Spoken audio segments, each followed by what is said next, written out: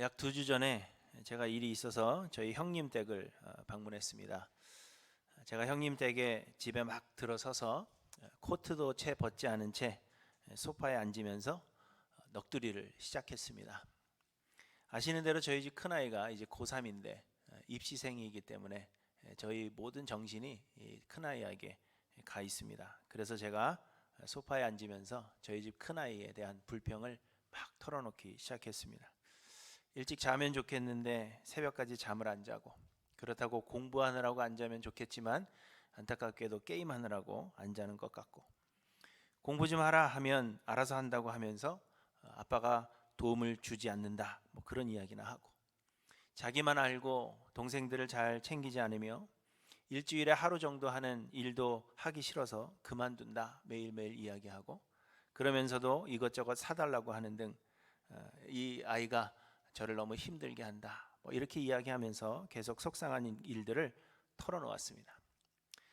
그래서 저희 형님이 입가에 살짝 미소를 띄우면서 말했습니다.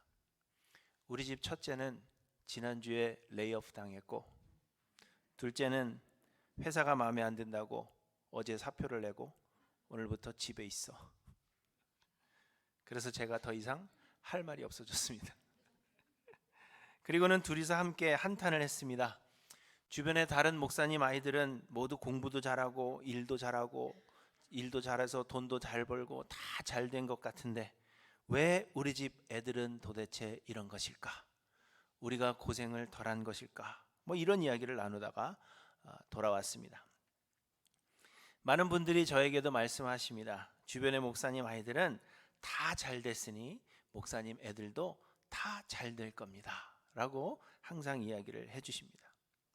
지금은 원수 같아도 대학만 가면 애들이 달라지고 다 잘 될 것입니다, 그런 말을 저는 아주 자주 듣습니다. 그런데도 그런 말이 저에게 전혀 위로가 되지 못하는 것은 현실이 그렇지 않기 때문입니다. 다른 사람이 다 그러했으니까 나도 그럴 것이라는 보장이 없을 뿐더러 잘 되는 것은 언제일지 알 수 없는 미래이고 현실이 너무나도 고달프기 때문에 그러한 말들이 전혀 위로가 되지 않는 것입니다. 우리는 다 잘 될 거야, 이 또한 지나가리라, 지금의 고난은 위장된 축복이다, 뭐 이러한 말들로 고난받는 사람들을 위로하려고 합니다. 그러나 사실 이런 말들이 전혀 위로가 되지 못합니다. 고난이 복으로 바뀔 때가 도대체 언제인지 우리가 알 수가 없고, 또 반드시 그럴 것이라는 보장이 없으며, 말씀드린 대로 현실이 너무 지옥같이 힘들기 때문입니다. 그래서 이러한 말들이 위로가 되지 않는 것입니다. 그런데 오늘 본문이 그렇습니다. 하나님은 이사야 선지자를 통해서 지금 고통 중에 있는 유다 백성들에게 희망의 메시지를 전해주고 있는 것이 오늘 본문의 내용입니다. 1절부터 보시면 잉태하지 못하며 출산하지 못한 너는 노래할지어다. 산고를 겪지 못한 너는 외쳐 노래할지어다. 이는 홀로 된 여인의 자식이 남편 있는 자의 자식보다 많음이라 여호와께서 말씀하셨느니라, 이렇게 말씀하십니다. 결혼 후에도 아이가 없는 것은 굉장한 고통입니다. 저희는 이를 경험해 보았기 때문에 그 누구보다도 잘 압니다.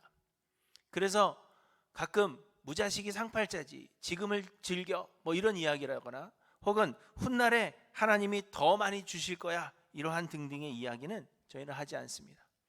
오히려 요즘 저희 아이들이 많아진 것, 아무도 없었는데 셋이나 된 것 때문에 혹 상대방에게 상처가 되지 않을까 더 조심할 뿐입니다. 그런데 오늘 본문에서 하나님께서 잉태하지 못하며 출산하지 못한 여인들, 산고를 겪지 못한 여인의 자식이 더 많아질 것이다 라는 말로 유다 백성들을 위로하시는 것입니다. 그만큼 고통 중에 있는 자들이 누구보다 큰 기쁨을 얻게 될 것임을 말씀하고 있는 것입니다. 그래서 2절에 보시면 내 장막터를 넓히며 내 처소의 휘장을 아끼지 말고 널리 펴되 저의 줄을 길게 하며 너의 말뚝을 견고히 할지어다, 이렇게 말씀하십니다. 자녀가 이제 많아질 것이기 때문에 집을 넓게 지어야 할 것이다, 그러한 말입니다. 그러면서 3절 말씀입니다. 이는 내가 좌우로 퍼지며 내 자손은 열방을 얻으며 황폐한 성읍들을 사람 살 곳이 되게 할 것임이라, 이렇게 말씀하십니다. 그동안 고통이요 슬픔이었던 것들이 변하여 기쁨이 된다 말씀하시는 것입니다. 또 4절입니다. 두려워하지 말라. 내가 수치를 당하지 아니하리라. 놀라지 말라. 내가 부끄러움을 보지 아니하리라. 내가 네 젊었을 때의 수치를 잊겠고 과부 때의 치욕을 다시 기억함이 없으리니, 이렇게 말씀하십니다. 더 이상 부끄러움을 당하지 않고 더 이상 고난을 당하지 않을 것이라는 말로 유다 백성들을 위로하시는 것입니다. 또 11절 말씀입니다. 너 곤고하며 광풍에 요동하여 안위를 받지 못한 자여, 보라, 내가 화려한 채색으로 내 돌 사이에 더하며 청옥으로 내 기초를 쌓으며 홍보석으로 내 성벽을 지으며 성류석으로 내 성문을 만들고 내 지경을 다 보석으로 꾸밀 것이며 내 모든 자녀는 여호와의 교훈을 받을 것이니 내 자녀에게는 큰 평안이 있을 것이며 너는 공의로 설 것이며 학대가 내게서 멀어질 것인즉 내가 두려워하지 아니할 것이며 공포도 내게 가까이 하지 못할 것이라, 이렇게 말씀하십니다. 하나님께서 유다 백성들을 아름다운 것들로 채워주실 것이요 더 이상 고난을 당하지 않게 하실 것을 말씀하고 있는 것입니다. 하나님은 이러한 말들로 유다 백성들을 위로하시기를 원하십니다. 그런데 여러분, 이 말씀이 당시 유다 백성들에게 위로가 되었을까요? 아마 전혀 위로가 되지 않았을 것입니다. 왜냐하면 유다는 지금 극심한 고통 가운데 있기 때문입니다. 또한 그들에게 일말의 희망이 보이지 않았기 때문입니다. 엘리야가 기도할 때, 비를 내려주십사 기도할 때 하늘을 바라보니까 아무것도 없었어요. 그래서 다시 기도하고 하늘을 바라보니까 저쪽에 콩알만한 구름이 보이는 것입니다. 이 콩알만한 구름이라도 보인다면, 그러한 희망이라도 보인다면 이 말씀이 혹 위로가 될 수 있었겠지만 유다 백성들에게는 그것마저 보이지 않는 현실이었기 때문에 위로를 얻을 수 없었다는 것입니다. 이사야 선지자가 오늘의 말씀을 기록할 때가 언제인지 정확하게 알 수는 없지만 아마도 유다가 아수르의 침공을 받아서 예루살렘이 포위되어 있을 때일 가능성이 큽니다. 그래서 그들의 현실이 너무도 고통스럽기 때문에 미래에 대한 이 희망의 메시지가 그들에게는 전혀 위로가 될 수 없었을 것입니다. 뿐만 아니라 하나님께서 말씀하시는 오늘 본문의 내용은 사실 100년이 훨씬 지난 뒤에야 실현될 그러한 이야기입니다.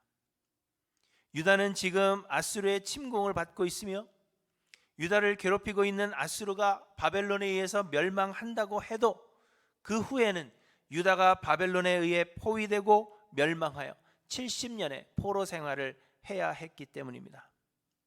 그리고 그 이후에 바사왕 고레스에 의해서 예루살렘으로 돌아와서야 누릴 수 있는 그 일을 하나님께서 지금 말씀하시는데, 그렇다면 지금 이사야 선지자의 이 말씀, 오늘 본문의 이 말씀을 듣는 사람들은 그들의 생전에 전혀 경험해 보지 못할 일에 대해서 말씀하고 있는 것입니다.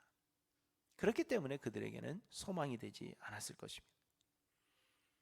그리고 여러분, 더 나아가서 사실 오늘 본문의 말씀은 유다가 바벨론에서 돌아온 이후의 일이 아니라 세상 끝날에 대해서 말씀하고 있는 것입니다.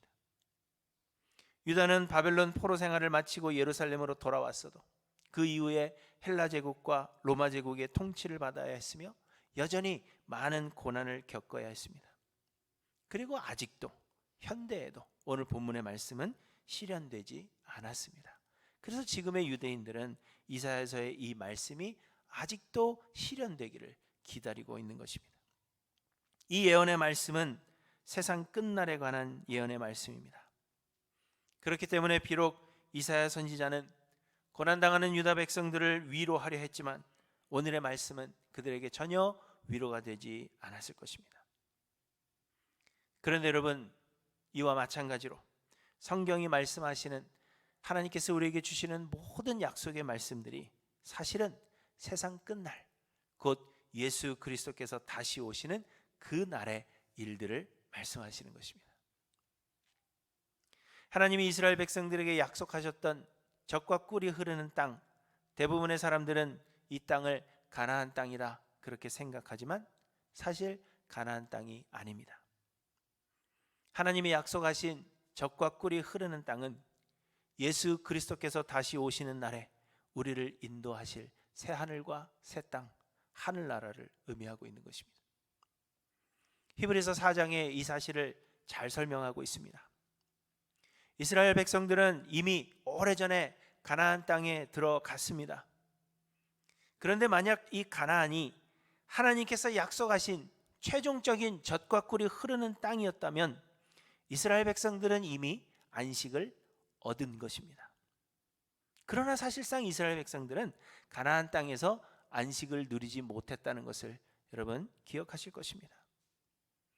그래서 히브리서의 저자는 그러므로 우리는 두려워할지니 그의 안식에 들어갈 약속이 남아있을지라도 너희 중에 혹 이르지 못할 자가 있을까 함이라 이렇게 말씀하십니다. 하나님의 약속하신 영원한 안식이 아직도 남아있다는 것입니다. 곧 가나안은 궁극적인 젖과 꿀이 흐르는 땅이 아니었다는 것입니다. 그러면서 히브리서의 저자는 시편 95편의 다윗의 시를 인용하는데 다윗은 95편에서 너희가 오늘 그의 음성을 듣거든 너희 마음을 완악하게 하지 말지어다 이렇게 노래했습니다. 너희가 오늘 그의 음성을 듣거든. 이것을 인용하면서 히브리서의 저자는 이렇게 이야기합니다. 만일 여호수아가 그들에게 안식을 주었더라면 그 후에 다른 날을 말씀하지 아니하셨으리라. 그런즉 안식할 때가 하나님의 백성에게 남아있도다 이렇게 이야기합니다. 가나안 땅이 하나님께서 약속하신 궁극적인 젖과 꿀이 흐르는 땅이었다면 이스라엘 백성들은 이미 안식을 얻었을 것이요 가나안 땅이 하나님께서 약속하신 최종적인 안식의 땅이었다면 다윗이 다른 날을 이야기하면서 오늘 너희가 그 땅에 들어가기 위하여 그 안식에 들어가기 위해서 조심해야 된다 이런 말을 할 리가 없다는 것입니다. 가나안 입성이 먼저예요? 다윗이 먼저예요? 헷갈리시죠? 가나안 입성이 먼저죠. 그리고 한참 뒤에 다윗이 태어났잖아요. 그래서 왕이 됐습니다. 그런데 다윗은 오늘 우리가 주의해야 된다. 그래야 영원한 안식에 들어갈 수 있다라고 이야기했다는 것입니다. 가나안 땅이 궁극적인 젖과 꿀이 흐르는 땅, 영원한 안식의 땅이었다면 다윗이 왜 오늘이라는 말을 다시 했겠느냐? 그것을 말씀하시는 것입니다. 그래서 가나안 땅은 궁극적인 하나님이 약속하신 젖과 꿀이 흐르는 땅이 아니라 실제적인 젖과 꿀이 흐르는 땅, 곧 새하늘과 새 땅, 하나님께서 우리를 위하여 예비하신 하늘나라에 대한 모형에 불과하다는 것을 우리에게 말씀하고 있는 것입니다. 이스라엘의 출애굽과 가나안의 입성은 그 모든 과정은 하나님의 택하심을 받은 하나님의 자녀들이 궁극적인 젖과 꿀이 흐르는 땅, 곧 하늘나라에 들어가는 구원의 여정을 우리에게 비유로 말씀해 주신 것일 뿐이라 하는 것입니다. 여러분, 이처럼 하나님께서 우리에게 주신 모든 약속들은 우리가 이 땅을 사는 동안에 이루어질 약속들이 아니라 예수 그리스도께서 다시 오시는 그 날에, 마지막 날에 하늘나라에서 이루어질 약속들이다 하는 것을 우리에게 말씀하고 있는 것입니다. 그렇기 때문에 여러분, 우리는 이 땅에서 얻을 세상의 것들로 믿는 자들을 위로할 수 없다는 것입니다. 고통 중에 있는 자들에게 이 땅에서 얻을 세상의 행복으로 전혀 위로가 되지 않는다는 것입니다. 아이 낳지 못하는 자에게 하나님이 곧 많은 자녀를 허락하실 것이다 라는 말이 전혀 위로가 될 수 없는 것은 하나님이 주지 않으실 수도 있고 하나님의 그 약속은 이 땅의 자녀들을 의미하는 것이 아니기 때문입니다. 다 잘 될 것이다, 자녀들의 문제로 고민하는 자에게 다 잘 될 거다라는 말로 위로할 수가 없습니다. 왜냐하면 다 잘 되지 않을 수도 있기 때문이며 하나님의 그 구원의 약속은 이 세상에서의 육체적인 구원을 약속하신 것이 결코 아니기 때문입니다. 그래서 다른 목사님 아이들이 다 잘 됐어도 그건 그들의 이야기입니다. 우리 아들이 그렇게 될리라는 보장이 없는 것입니다. 그래서 위로가 되지 않는다는 것입니다. 그렇다면 여러분, 오늘 본문의 말씀은 우리에게 아무런 의미가 없는 것일까요? 하나님이 이사야 선지자를 통하여 아무 위로도 되지 않는 쓸데없는 말씀을 하신 것일까요?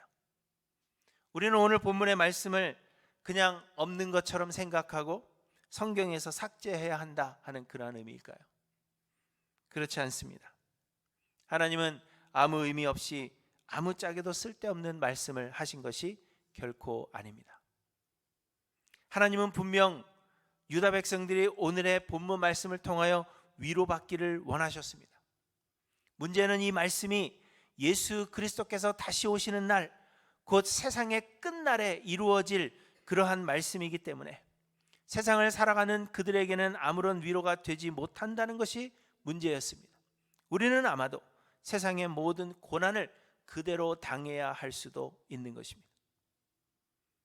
그러나 여러분, 하나님의 이 약속의 말씀이 세상 끝날, 곧 우리가 죽은 뒤에나 이루어질 약속이라 한다면 이를 이루는 방법은 아주 간단합니다. 우리가 죽은 뒤에나 이 말씀의 약속이 이루어진다 하면 이 말씀을 이루는 방법은 아주 간단합니다. 곧 우리가 죽으면 되는 것입니다. 오늘 본문 5절을 보시면 이는 너를 지으신 이가 내 남편이시라. 그의 이름은 만군의 여호와이시며 내 구속자는 이스라엘의 거룩한 이시라. 이렇게 말씀하십니다. 곧 하나님께서 약속하신 구원과 복이 이루어지는 것은 우리의 노력이나 세상 그 누구의 수고로 이루어지는 것이 아니라 하나님이 우리의 남편 되어 주심으로 인하여, 곧 하나님께서 통치하심으로 인하여 이루어지는 것임을 우리에게 말씀하고 있는 것입니다.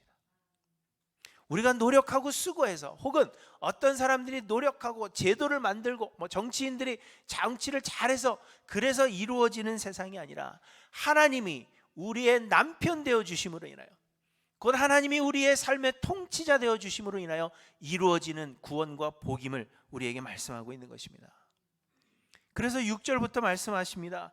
여호와께서 너를 부르시되 마치 버림을 받아 마음에 근심하는 아내, 곧 어릴 때 아내가 되었다가 버림을 받은 자에게 함과 같이 할 것임이라. 내 하나님께서 말씀하셨느니라. 내가 잠시 너를 버렸으나 큰 긍휼로 너를 모을 것이요 내가 넘치는 진노로 내 얼굴을 내게서 잠시 가렸으나 영원한 자비로 너를 긍휼히 여기리라. 내 구속자 여호와께서 말씀하셨느니라. 하나님이 우리의 구속자가 되시고 하나님이 우리의 통치자가 되시며 하나님이 우리의 남편 되어 주심으로 인하여 이루어질 복과 구원임을 말씀하고 있는 것입니다.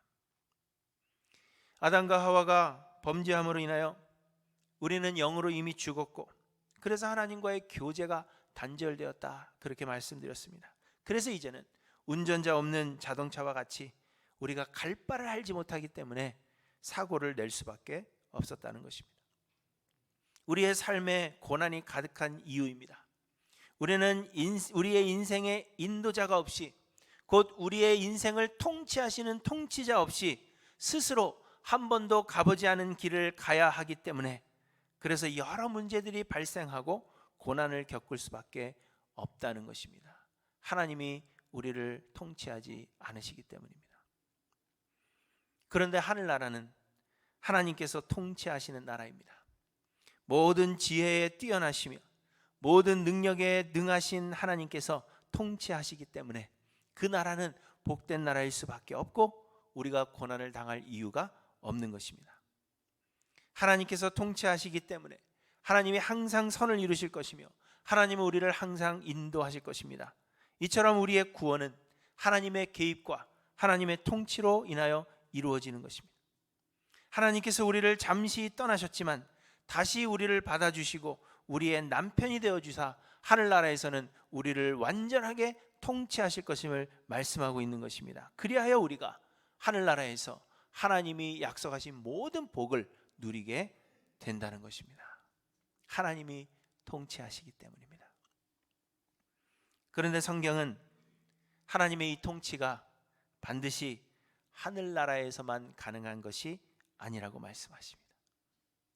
복음서에 보시면 바리새인들이 예수님께 하나님 나라가 어느 때에 임하나이까 이렇게 질문합니다. 그러자 예수님께서 뭐라고 대답하십니까? 하나님의 나라는 볼 수 있게 임하는 것이 아니요 또 여기 있다 저기 있다고도 못하리니 하나님의 나라는 너희 안에 있느니라 이렇게 말씀하십니다. 그리고 예수님은 하나님의 나라가 이미 너희에게 임하였느니라 이렇게 선포하셨습니다. 하나님의 나라는 하나님이 통치하시는 곳이라 했습니다. 하나님이 통치하시는 곳은 어디나 하나님의 나라입니다. 그런데 예수님께서 우리를 대신하여 십자가에 달려 죽으심으로 우리의 죄값을 대신 치르시고 우리의 모든 죄를 사하셨으며 우리를 정결케 하셨습니다. 그리고 하나님은 하나님께서 구원하시고자 택하신 자들에게 성령을 보내주심으로 예수가 하나님께서 보내신 그리스도 곧 구원주가 되심을 우리로 하여금 믿게 하시고 그 성령으로 우리 안에 믿는 자들 안에 거하게 하십니다. 곧 예수가 우리의 구원주 되심을 믿는 자들이라면 예수께서 이미 성령을 통하여 우리 안에 거하고 계시며 예수 그리스도가 통치하시는 하나님의 나라가 그 믿는 자들 안에 이미 임한 것입니다. 이것이 하나님의 나라는 너희 안에 있다 이렇게 말씀하시는 의미입니다.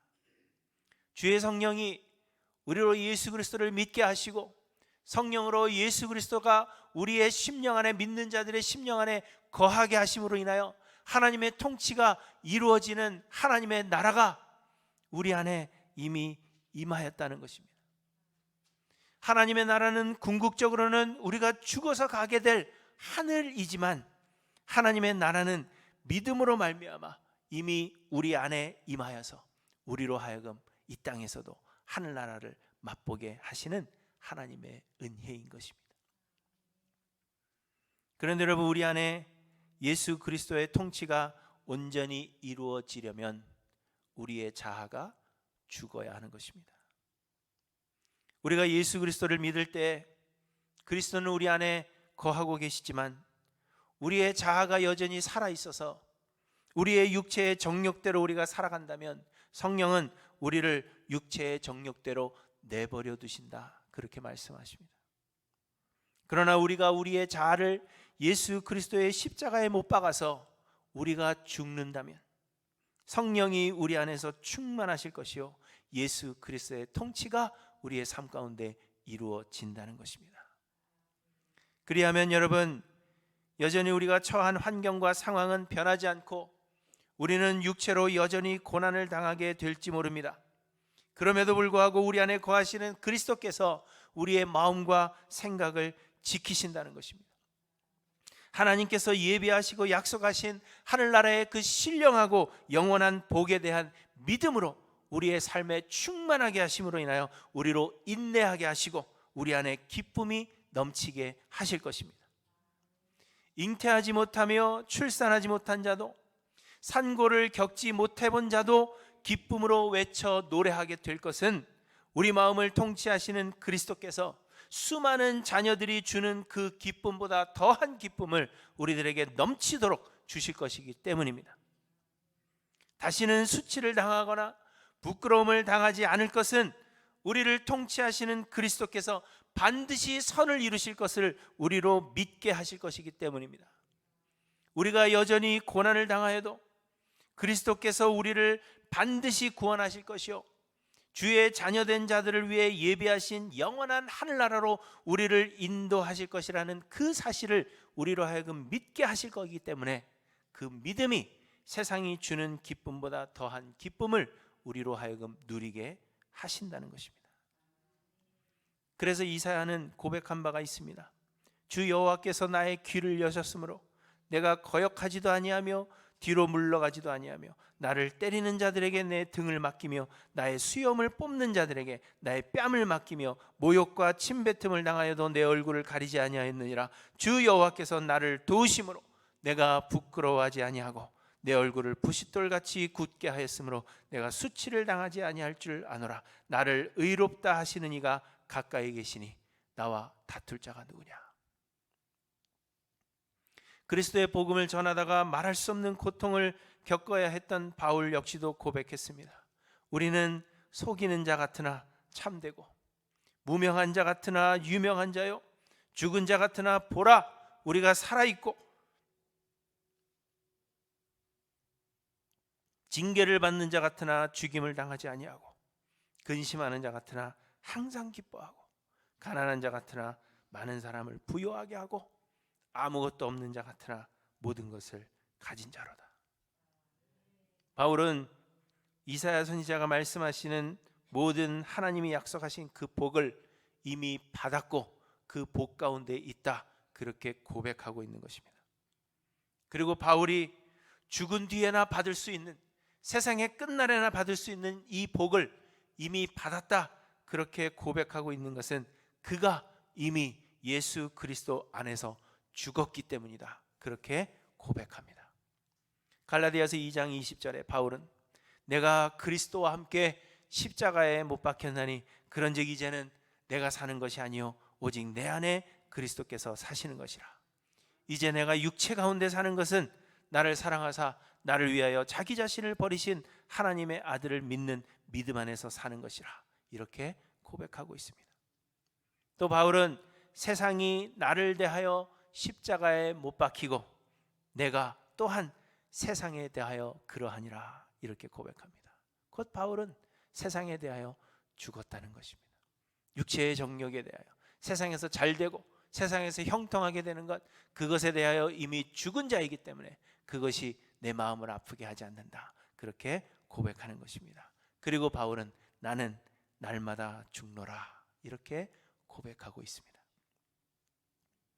사랑하는 성도 여러분, 하나님께서 우리에게 약속하신 구원과 모든 복은 우리가 이 땅에서 육체적으로 누릴 복이 결코 아닙니다. 하나님은 그러한 복, 구원과 복을 우리에게 약속하신 일이 없습니다. 예수 믿으면 잘 되고, 예수 믿으면 부자 되고, 예수 믿으면 안 아프고, 예수 믿으면 죽지 않고, 이러한 것들을 하나님은 우리에게 약속하지 않으셨습니다. 하나님이 우리에게 약속하신 구원과 복은 예수 그리스도께서 다시 오시는 세상 끝날에 받을 구원이며 우리가 죽은 뒤에나 받을 복입니다. 그럼에도 불구하고 우리가 우리의 자아를 십자가에 못 박아서 우리의 육체의 정욕과 그리고 세상에 대하여 우리가 죽는다면 우리 안에 거하시는 예수 그리스도는 우리로 그 복을 지금부터 누리게 하실 것입니다. 그리스도는 우리 안에 거하사 우리의 삶을 주장하시고 하늘의 평강과 안식으로 채우실 것이요, 하나님의 주권에 대한 믿음을 우리에게 더하사 모든 환경에서 인내하며 그래서 기쁨이 충만하게 하실 것입니다.